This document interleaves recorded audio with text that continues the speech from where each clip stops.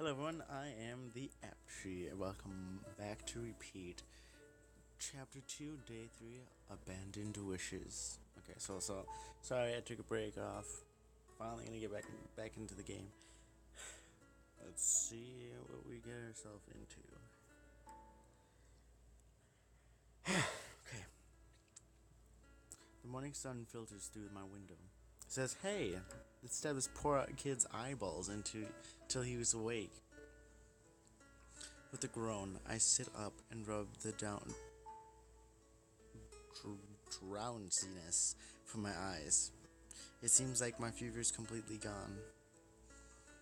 I hop out of bed and stretch. Huh? Looks like someone left a pile of presents on my table. There was a potted plant with brilliant blue flowers. The note next to it reads, "Hope you feel better soon, Philip." There was also a large pile of hand-baked pastries, obviously from Cecil. And then there are socks? Nothing's worse than cold feet when you're sick, Owen. Aw, that was nice of them. Oof. Jack, how are you feeling? Has your fever passed? Uh, Echo, get your hands out of my face. You seem pretty alright. Looks like your friends worried for nothing. They all snuck into your room last night and left a bunch of gifts. Owen tried to give you a goodnight kiss, but Cecil and Philip dragged him away before he could. How thoughtful. Philip's choice of flowers is kind of weird though. Forget-me-nots are usually for funerals. The kids got a morbid sense of humor. They're a pretty shade of blue though, and there are little white clovers growing around the edges too. Flowers aside, Jack. You better head off to class soon. I think there's an event happening today. Here, I'll help you get dressed. I can dress myself, Echo. No need to baby me. If you say so. A huge crowd of students are gathering around the courtyard. People from all different classes were here. I wonder what's going on. Oh, and Scissor's here too. Yo, morning, Jack. How you feeling? I'm doing great. Thanks for all the pastries this morning. That was really sweet of you. I'm not sweet. Jeez, why do you always talk to me like I'm a little kid? It's fun seeing you all embarrassed. By the way, why is everyone gathered here? I thought we were having class. Oh, the school's planned, Suddenly Cecil was interrupted by an ugly growl behind us. It was the old rat, Mr. Dolores. The school meeting here for a mandatory team building activity field trip to Bradley Lake today. Did you in compliments even bother reading the email that was staff sent out? Specks of spit flies from Dolores' yellow teeth as he spoke. Well, no, I didn't realize. Puh, you call yourself a student? Damn lazy kids these days. Cecil jumped in front of me and practically snarled. He was ill. Cut him some slack. Watch your tone, brat. Is this how you treat your teacher? Oh, you're a teacher? You sure don't act like it. Mr. Dolores grabbed Cecil roughly by the collar of his shirt and nearly picked him off the ground. Okay. Their faces were dangerously close as they glared daggers into each other. Lend some respect, boy. I can't kick you out of this academy with a single phone call. Get ready to crawl back into the streets, you sick little... Mr. Dorcas Dolores. Oh, I should have been louder, I'm sorry. I failed you. Everything fell into silence. Mrs. Clarsley walked towards us, parting the crowd effortlessly. Her stern face seemed to scare even Dolores, although he still held firm to Cecil's collar. Surely you're not threatening my students, Mr. Dolores hissed fiercely. Not at all, Clarcy. I'm simply disciplining rowdy individuals. He puffed up angrily as if trying to intimidate Mrs. Dolores, but she looked unfazed and held her head high. Mr. Cecil doesn't seem to have done anything wrong. Regardless, unless the rules have changed since the last 20 years I've worked here. Manhandling students is against school policy, unless a certain teacher is unable to let go of trivial prejudices. Prejudices? Yeah. You dare accuse me? Dolores seems to be losing it, puffing his huge, ugly face in Mrs. Close's direction. Despite being a fragile old lady, Mrs. Close managed to maintain a commanding air about her. But still, one swing from Mrs. Dolores could easily knock her over. The tension was climbing, and Mrs. Dolores still has an iron grip on Cecil. What should I do? Call for extra side effect. Well. I don't know. Okay, well, I'm gonna go with start a fight. I mean, when's the last time we can find this kind of chance? You know what? This guy's a jackass. Fuck him. I ran up behind Mr. Dolores and sent a kick right between his several little legs. Ding. Ah! I can't scream. Don't judge me. The bastard's voice jumped in an octave as he fell like a sack of potatoes. Caesar quickly picks himself off the ground and stares at me with a mix of awe and horror. Holy shit, Jack. I didn't know you had it in you. I think he's actually crying. Sure enough, tears were streaming out of Mrs. Dolores' squinty eyes, and he gasped for air. Wow, I didn't mean to kick him so hard. Suddenly, a looming shadow covered us. Cecil and I found ourselves face to face with the stern figure of Mrs. Close. Ooh. Mrs. Closey, I'm sorry. He grabbed Cecil and I wasn't thinking, and please don't expel me. Mr. Jack, I believe you and Mr. Caesar should get out of this sight before Mr. Dolores regains conscious. What? Caesar suddenly grabs my wrist and pulls me towards the crowd of other students. Yes, of course. Thanks, Mr. Dolores. As the two of us ran away, I think I saw Mrs. Closey smile and mouth a nice kick. When we get to a safe distance away from the scene, Cecil turns to me with ecstatic and amazed grin. Thanks for coming to my rescue, Jack. You're turning into my knight in shining armor. Am I? That makes you the fair dismal in distress, doesn't it? You gotta start wearing a dress to match your part, Cecil. Cecil gives me a friendly punch to the arm. You'd probably be into that. Well, I certainly wouldn't be complaining. Come on, let's join the class. We're gonna be left behind. The school continues to walk through the city streets like a pack of disorganized pigeons. Teachers seem to be trying to get students' attention, but everyone's chatting too much to give a shit. Finally, Mrs. Closey's somersaults onto a nearby fence and shouts that there were about to arrive at Bradley Lake, and that we're required to participate in at least 2 team-building activities. Her announcement was immediately drowned out by applause. Wow, Miss Close is pretty nimble for someone her age. By the way, Jack, how are you feeling? You were sick as a dog last night. I suddenly feel a rough slap on the back. Jack, how are you doing, kiddo? Morning, Jack. Feeling better? Here, I got you a coffee. Thanks, Philip. You're the best mother hen. If you say so. Everyone suddenly yelps as I pull them all into a big group hug. Thanks so much for the presents last night, you guys. It was really sweet of you. It's no biggie. It's great to see you up on your feet again. Just stop getting sick, loser.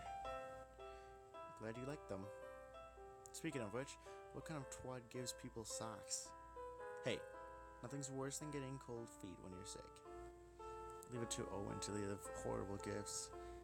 I think they're pretty nice. Really? Neon orange socks? It's so whatever time Jack puts them on, you'll think of me.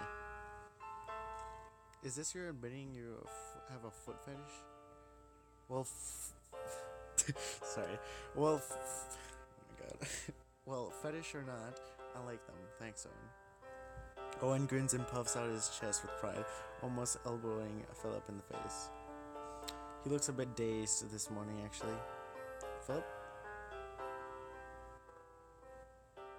Hello? Philip? Huh? You don't look so good. Are you getting sick too? No. It's just that I didn't get much sleep last night. I could tell from his eyes. Ugh. It happens pretty often, nothing to worry about. Probably can't sleep with Owen snoring all night. Hey! Anyway, I cut in quickly before they can argue again. Interesting choice of flowers, Philip. I really like that shade of blue. Oh, the forget-me-nots? I got them so everyone will remember you in case you died. Thanks, Philip. The fresh air of the lakeside felt great after a night of feverish sleep. The view here is just beautiful. Who would have thought there'd be such a natural place like this city in the big city? What was that just now? What's wrong, Jack? I swore I just felt a chill. It felt like those times when I ran into that red-eyed girl. Do you think there's another ghost here? I don't sense any malice. It feels fairly weak too. Probably just an abandoned wish still floating about. An abandoned wish? When people die or give up on their dreams, they leave their unfulfilled wishes behind. Oh, that's so sad. They usually just wander about aimlessly until they either fade away or become corrupted. This one feels like it's on the verge of disappearing, so it's no danger to you. There's nothing to worry about, Jack. Just go on with your activities. I think that's the opposite. So they just disappear? That sounds unfair. Wishes are made and abandoned every day, Jack. People are fickle. They want something one day and change their minds the next. If we spent our time worrying about every wish, we'd be wasting our lives away. But what about you, Echo? You're a wish too. You don't need to worry about me. But... Jack! What? We've been yelling your name forever. Get your head out of the clouds, will you? We still need to decide what activity we should do. Activities, huh? Sounds kind of wretched. I've never been much of an athlete. Having a little splash in the lake sounds pretty fun, though. Ugh. Hey, Cecil. You feeling alright? You look a bit pale. Cecil gave a startled jump before scoffing dismissively. Nothing's wrong. I'd just rather not get wet. Come on, man. Where's the fun in that? Let's just dive in and let loose. I can't wait to see Philip in a skimpy bathing suit. Wow. Do you think he'd be a bit more subtle than that? And you don't need to worry about drowning, Philip. I'll be ready to perform mouth to mouth and save you. In that case, please let me drown in peace. Well, how about kayak racing? It's something we can do in the lake, but it won't get us completely wet. It's pretty good compromise. What? But excellent. Looks like there's only room for 2 people per boat, though. Jack, do you want to boat with... Jack is boating with me. Cecil's voice seemed to rise by an octave or two. That leaves me and you, Philip. It looks like we're be partners. Heh, sounds great. Anyway, let's go get changed. Want to share a stall, Philip? We can do a bit of teammate bonding. Hey, Owen. There's this wonderful thing called personal space. Have you heard of it? I think he's getting a little irritated. As Philip and Owen walk off towards the changing rooms with the rest of the students, I feel Cecil suddenly grab me and pull me aside. Jack, I can't swim for shit. What am I going to do? Can't just quit. I don't want to lose face in front of Owen of all people. Ugh, this is terrible. Hey, there's nothing to worry about, Cecil. Nothing's going to go wrong. And if you do fall in the water, you can just hang on to the kayak. Plus, we're all wearing life jackets anyway. And if anything happens, I can't be the one to perform mouth to mouth. Ugh, you'd probably be into that. Just stick close to me, okay? Like Elmer's glue. Everyone settles into their kayak as the race is about to begin. Cecil's sitting in front of me, fidgeting with his life jacket. The kayak are pretty cramped, so I can feel the warmth of his back pressing against my chest. I glance over and see Philip and Owen struggling into their own boat. Owen's a big guy and takes up most of the space. Philip's practically cradled between his legs. Owen looks pleased. Philip's wearing a strained smile. Well, Jack, you ready? Not really. Ugh. Well, aren't you reassuring? A whistle sounds in the distance. Everyone, get into position. May the best kayaker win, and please avoid ramming into each other like last year. Insurance rates are going up. Starting in 3, 2, 1, begin! The sounds of frantic paddling and splashing immediately surrounded us. Ooh, I like this music. Some boats immediately flip over while others veer off to random directions. One team forgot to untie their kayak from the dock and are pedaling in place. Cecil and I are doing fairly well, paddling in sync. It turns out the kayaking really strains your arms though. Hey, this isn't too bad. Woohoo! Suddenly the water around us lurches and Owen speeds by. His paddles were a blur against the water as he swings them wildly with his big-ass arms.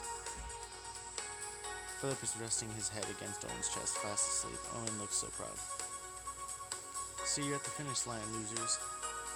That little shit. Jack, we have to win this.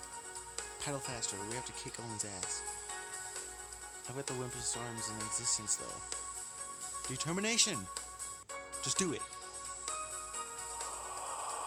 I hear Echo laughing in the back of my mind. Need any help, Loverboy? Oh, hush up. Wait, Loverboy? It's so obvious, Jack. He likes you. Are you trying to win him over by winning a race together? That'd definitely show off your manliness. You got a wild imagination, dude. Winning sounds great right about now, though. You got any ghostly voodoo tricks that you can help us? Oh, for the last time, I'm not a ghost. But yes, I can help you impress your boyfriend. He's not mine. Echo materializes next to our boat, gliding along the water surface. He winks at me with a knowing grin. Well, one impressed boyfriend coming right up. You owe me for this, Jack. Oh, that evil, face. An abrupt yell echoes across the lake. Huh? It looks like Owen and Philip got stuck in some lake weeds. Owen tries to untangle them with his paddle, but ends up gracefully falling off the kayak and getting tangled himself. Philip sighs before diving off to the boat to save him. Come on, Jack, this is our chance. Our kayak glides past exploding and into Owen with ease. Cecil made sure to flip Owen off as he passed by. Dang. With Owen out of the race, we managed to win by a mile. As soon as our kayak touched the dock, Cecil leaped back on the land excitedly and shouts profanities at Owen from across the lake. Ha! Suck it, Owen! Jack, we did it! I didn't die! This is great! You're getting a bit too excited. Oof. Cecil suddenly picks me off the ground in a big hug, a huge grin plastered across his face. It was weird to see him so happy. I could feel my face flush red. It's hard not to smile back.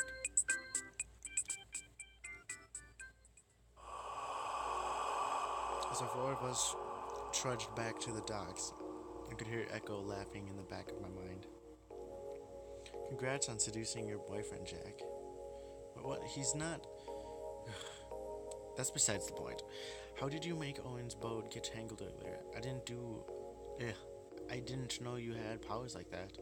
I can't technically. My powers don't work like that. What do you mean? It's hard to explain. Echo yawns and rubs his eyes.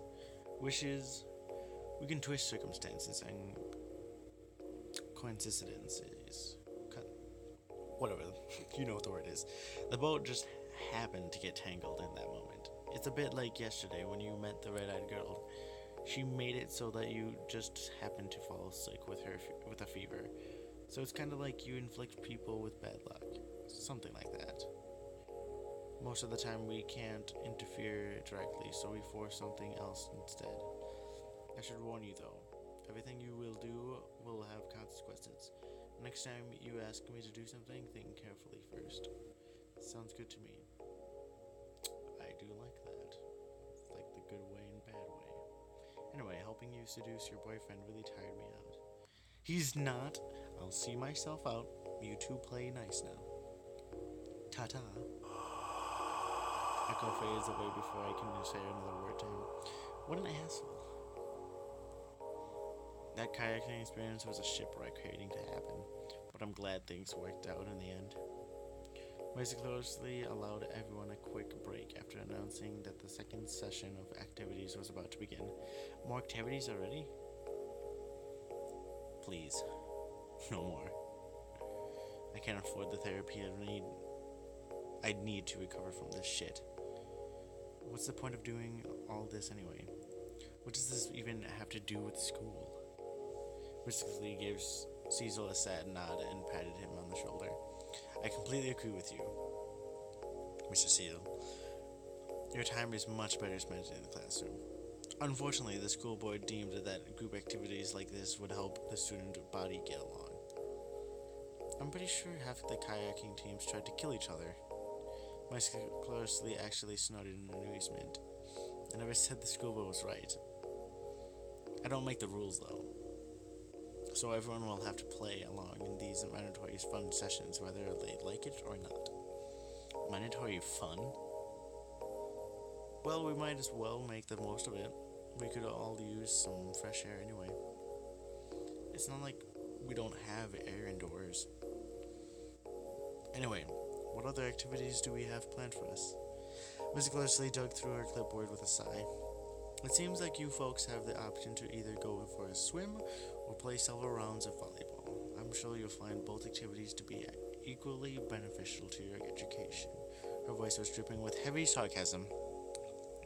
I guess the great outdoors isn't exactly her thing. At least we have something in common. Well, time to decide what we're going to do for the rest of our time. Go swimming or play volleyball. Well, I'm choosing this. And sorry if I bet that happens, but Caesar's gonna hate me. Which I don't want that to happen. You know what, I'm not exactly a sports guy, but a few rounds of volleyball sounds simple enough. Plus, Cecil looks like he's going to die if he gets wet. Oh, yay, that's a good thing. Cecil beamed at me like I just told him Christmas came early. I yelled as he swings an arm over my shoulders in a grateful half hug. I guess he was tired too. Okay, sorry. I guess he was too tired to full hugs. Jack, you're a true lifesaver, if you say so. We made our way towards the volleyball net, which was situated in practically sandy area alongside the lake. Owen jumps into the sand with his usual bombastic excitement. Alright, let's get this show on the road. I say we make this a 2v2 game. Great, I'll team. Owen suddenly pulls Philip close to his chest with a wink. I call being on Philip's team. Yay. This would be a choice of who each side you could be on. I think that would be interesting. Looks like we'll be teaming up again. You ready for this? Absolutely not. Does it look like I'm a sports kind of guy? Come on, Jack. Show a little bit more spunk. We can't just let Owen win. Cecil's eyes were shining with competitive determination as he pointed a daring finger at Owen, who the other side of the volleyball net. Don't expect us to go easy on you. Don't expect me to do anything useful. Hey, don't sweat it, Jack. You might be useless at sports, but I'll pick up the slack. Thanks. At least Philip doesn't look too athletic either. We might actually stand a chance. If you want to think that way, then go ahead. I'll be showing you no mercy. Oh god. Go. It looks like Philip's got on a competitive side too. It's kind of hard to be intimidating by the shortest guy around, though. Well, looks like I'll be serving the ball first. Here goes nothing. I hope this doesn't turn out bad. I toss the ball straight into the air with a perfect form as I leapt up and pa! The ball spikes straight into the net. Aww. Everyone's pitiful stares speared me through the heart. I drop to my knees and hang my head in shame. Cecil pats my head awkwardly. That was a shit serve, man. Aren't you supposed to be the comforting me? Aren't you supposed to be comforting me? Sugarcoating ain't going to fix your bad aim, Jack. Ow. Such brutal honesty. Sorry. Owen laughs from the other side of the net as he tosses the ball into the air. Was he serving now? How does volleyball even work? Better luck next time, kiddo. I hit the ball with the resounding bang. Before I knew that was happening, the ball rockets across the court and smacks Cecil over the head. The lights went out when he lands on top of me, accidentally straddling my hips as his face falls dangerously close to my arm. Go. I could feel his warm breath against my cheek. If I just lean a little bit closer... Owen, you jackass! Watch where you're hitting that thing. Caesar immediately sits up and away from my face. A small whine of disappointment trembles from my throat, but thankfully he didn't seem to notice. As he continued to spew colorful language towards the other side of the net, I shiver as I feel Cecil accidentally grind against my crotch. Are you alright there, Jack? Whoops, I guess I accidentally began grinding back. Both our faces were equally beet red as we scrambled back onto our feet, totally avoiding each other's eyes. You alright, Jack? I'm fine! Her voice was an octave higher than I intended. As the volleyball match went on, Cecil and I found ourselves in a frequent tangle of limbs. I swear Owen was doing this on purpose for the last 20 minutes. Every time Owen hit the ball, it somehow knocked the two of us into enough intimate positions to feel like a moose straw. I don't know what that's what it is. Or maybe it's because I'm sore losing and we're losing the game 2-15. Oh god. It's so unfair though. Owen hits the ball so hard it's difficult to follow where it's flying to next. And Philip, he didn't hit very hard, but he's fucking fast. Hey Jack. Cecil. Are you two doing okay? You're looking a little really red. We're fine. It's just really hot out today. Yeah. Just the weather. We're totally a mess. Our faces were glowing like overripe tomatoes, not to mention the large tents growing in both of our shirts. Caesar either hasn't noticed me staring, or was ignoring it. Either way, I'm thankful. If you say so. I'll go ahead and serve the ball then.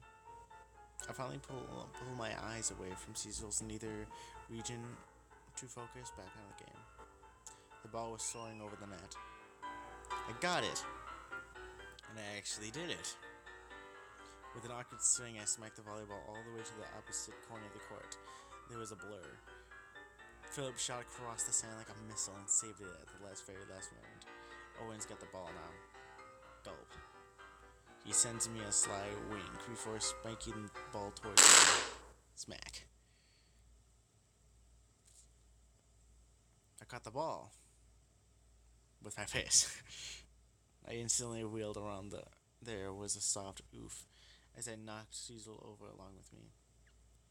My face lands on something warm and hard.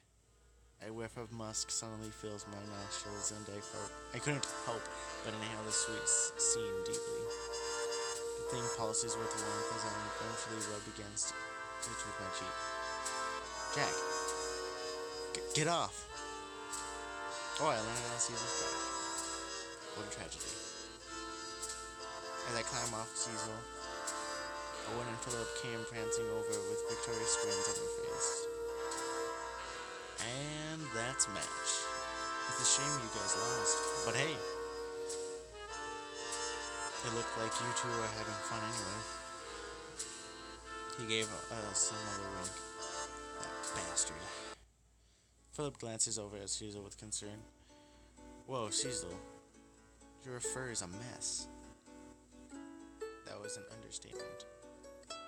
Cecil's fur was already wet from kayaking Fresco earlier, but now it was caked in the thick layers of sand. He practically looked like an angry sculpture. Ugh, I'll be fine. I think there's a public shower thing around here. I'll go try and wash all this off. Cecil stumps away and disappears into the forest trail. I stared after him, my head still spinning from our entertainment collisions earlier. I wonder if I should go join Cecil in the shower and have some fun and try and make things less awkward. Okay, this is a warning again. There is sexual images, which I'm not gonna do because I don't feel like it. If you guys want to say that, go download the game. This will just make you want to do it. So yeah, if you want to see that, you can go download the game on Shiroki's page, which will be in the description. So go do that. That was probably the most awkward 20 minutes of my life. Oh, come on, man. I know you enjoyed it. No, seriously, Owen. What the hell were you thinking? Owen looked taken aback and scratched his head in dismay. Jeez, it was just a joke. I figured I'd make things more interesting. I'm pretty sure Cecil's got a little crush on you. I was just trying to help things along. Nothing wrong with that. It's called tact. Owen. You should learn it sometime. Ouch. Alright. I guess I did go a little overboard back there. Sorry about that.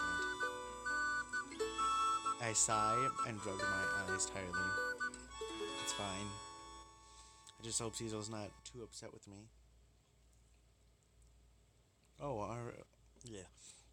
Our little cottontail's probably fine. Cecil's been through a way worse before. He's not mad or anything. He's just being his usual annoyed self. I hope so. I'm going to try and patch things up before it gets too awkward between us, though. I turn to trek my way towards the shower stalls. Good luck, Jack. After a long walk, aimlessly wandering for half an hour, I stumbled onto Cecil's in the front of the shower stalls. He was trying to dry himself with a brush and battery-powered hairdryer, but it didn't seem to have much luck. Hey, Cecil. How's it going? Oh, Jack. I could be doing better. My fur is going to take forever to dry out. Ugh, I can still feel sand in some spots. That's weird. It usually only takes a few minutes for my fur to dry out after a shower. It's different for rabbits. Our undercoat is ridiculously thick and traps water like a sponge. Not to mention how it basically sucks the warmth out of my skin when it's damp. I could help but chuckle slightly at the sudden mental image. I must be really fluffy and soft coat. Oh, har har. Let's all laugh at my misery. Caesar rolls his eyes and goes back to drying his fur, albeit with little success. He seems to be having trouble reaching his back. Do you need any help with that? Huh? Well, I guess. Could you get the sandy spots on my back? I armed myself with a brush and hairdryer. I gently began smoothing out the sand deep inside Cecil's undercoat while blowing it dry.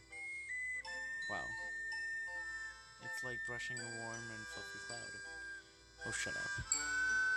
Cecil's face was flustered slightly, but he relaxed and leaned into my brushing. This is surprisingly intimate. A stray through struck me as I made my way down Cecil's back. Say, where did you get the brush and air dryer? You couldn't even afford your own meals a few days ago. What are you trying to say? I didn't steal it. I flinched at suddenly snap of anger. So sorry. I didn't mean it like that. I was just curious. Cecil sighed and relaxed a bit. Sorry for snapping. It's just that most people assume. Never mind. My mentor is the one who gave me the Russian dryer. There was a small pause and Cecil's face edged into a small grin. She's the one who stole it from the supply closet. I mean, the stuff was being donated to the needy anyway. I was kind of needy at the time, so. Ugh, never mind. I gave Cecil an encouraging smile and gently brushed his head. Hey, we've all had our share of misfortunes, that is true. You've got nothing to be ashamed of. Sure, I guess. It didn't sound like he took my words to heart. Our little brushing session continued for a while. Cecil kept leaning closer and closer to me as I cleared out his fur. Hey, getting comfortable, aren't we? Cecil laughed and prayerfully elbowed me in the stomach. You're just good at what you do. I've always wanted someone to brush me like this. Kind of like siblings or family. It feels pretty cozy. Oh, that reminds me.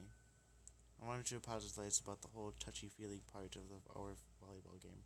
I hope things aren't too awkward between us. Cecil scoffed and poked me on the nose. Don't worry about it. Owen was just being a horny dick. Wait. That didn't come out right. But you get the point. Whatever you say, Cecil. I stood up and dusted myself off. There. All done. You're officially sand-free. Thanks, Jack. There was a slow pause between us, and Cecil scratched his head nervously. So say, if it's not too much to ask, could you brush me again sometime? I mean, having someone else around makes things easier. And it was my turn to laugh as I gave Cecil a friendly punch to the shoulder. Of course, Cecil. Anytime. That was an interesting afternoon. My head was still spinning from the warmth bubbling against my chest. Mrs. Closely has allowed us some time to relax before heading back to the academy. It's probably for the best. Cecil was trying to stay far, far away from the water while Philip and Owen were bickering somewhere. But now, I just want some time alone and take a peaceful walk through the forest. I just kept wandering deeper into the forest, but I didn't expect to find a cottage all the way out here. It looks like pretty worn down. I wonder who used to live here. Move! There was a loud crash as a nearby tree falls down, missing me by inches. What? I missed. Or did your wish block it? Not bad for something so weak. What? You could have killed me. Just a light concussion, actually. Don't be such a drama queen. You just tried to smash me with a tree. Can you really blame me? That's besides the point. Who are you? Are you here for a fight? Me? A fight? Nah. I'm just here to kill some time until the 13th. Watching Jack scream like a little baby's quite hilarious. No hard feelings, of course. We've got a few screws loose. Sounds like a fight to me. Not quite. Why would I fear a fight when the meteor shower is just 2 days away? That's the day, the pinnacle of strength. After all, I don't have a death wish. Jack, on the other hand. Shut up. Shut up! Too soon? Anyway, to answer your previous question, I don't have a name. I do vaguely remember someone calling me Haley at some point, though. Vaguely remember? Oh, you're a sharp one. Yes, my memories are tatters as well, just like you and that lanky wish of yours. That's right, Echo. Your memory is in shreds too, isn't it? Stop pretending to be a guide when you know just as little as your wisher. That doesn't answer why you keep trying to ruin me and every turn. Especially if you don't even remember anything. True. To be honest, I don't know why I hate you so much earlier either. I just remember seeing you a few days ago and my heart went, wow, fuck this guy. Jeez, is it because I'm ugly? Why can't we just all be friends? Or just be friends? Even if my memory's in tatters, I still remember bits and pieces. All I know is this. My wishes deserve the world. And you took it from her. That's all the reason I need to hate you. Alright, that's it. I'm taking her out. Oh? Don't you have any manners? It's rude to fight on somebody else's grave. Grave? I glanced at the cottage and felt the chills from either crawl down my back. Who lives here? Huh? She's already gone. That bitch is crazy. Move back. There's a ramble as another nearby tree uprooted and nearly crashed into us again. Okay, let's get out of here. Before she actually kills us. Oof. Akko grabs me by the wrist and forcibly hauls me down the forest trail. As if the two of us quietly leave, I turn back and stare at the forest lonely cottage. Does nobody else around to notice this? I mean, a tree's pretty loud when it crashes. Just before it goes out of view, I think I heard a soft wail echoing through the woods. It sounds so sad. Maybe it was just my imagination. Whatever. We better get out of here.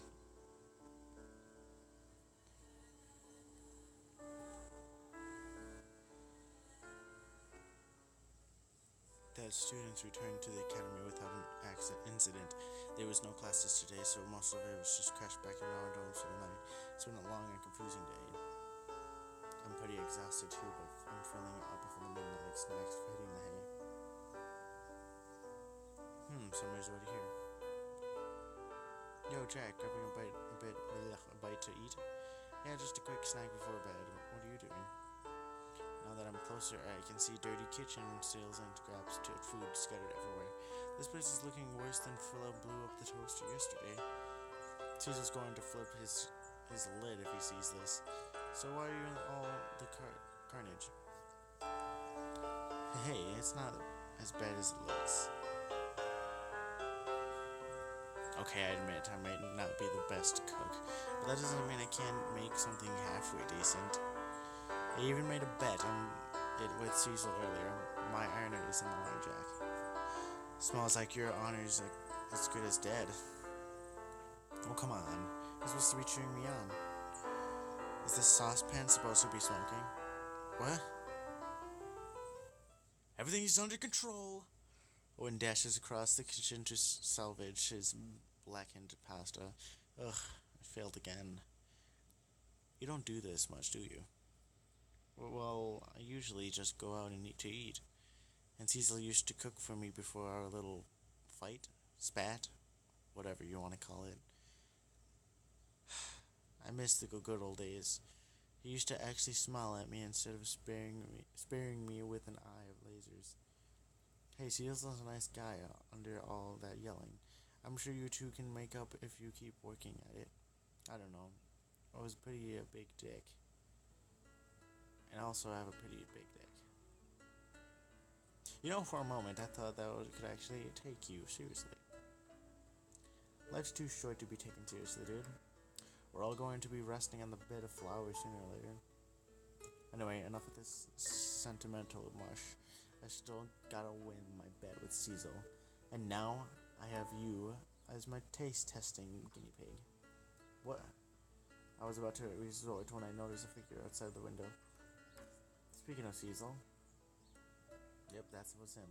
He was walking rather briskly down the street as if trying to avoid being seen. Why is he going out so late? He's heading towards the run-down side of town. Oh, he's going to the beach, maybe? Well, no, because it said town. I don't know. We'll see. Cecil sneaks out a lot. I'm sure he's got his reasons. It's none of your business in either way.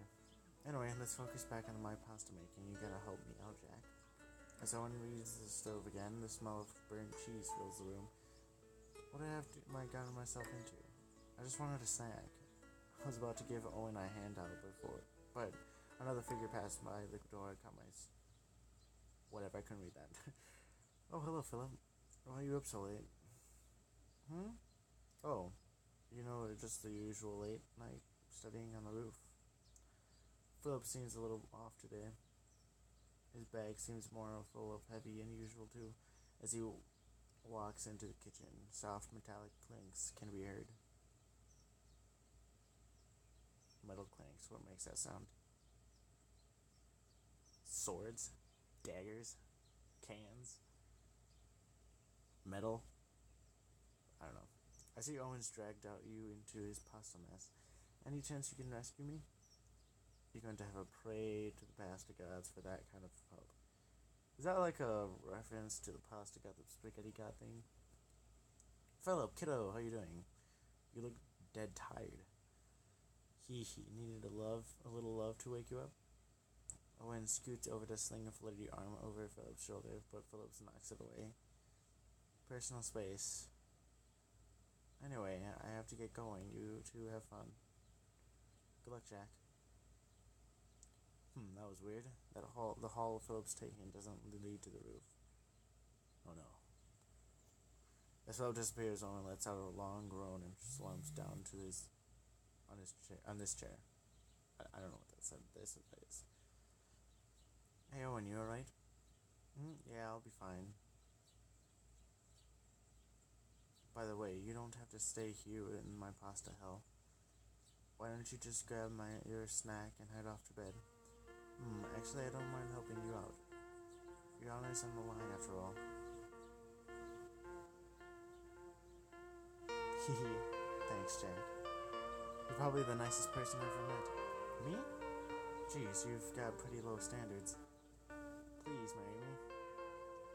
Well, that's pretty sudden. What's your net worth? What?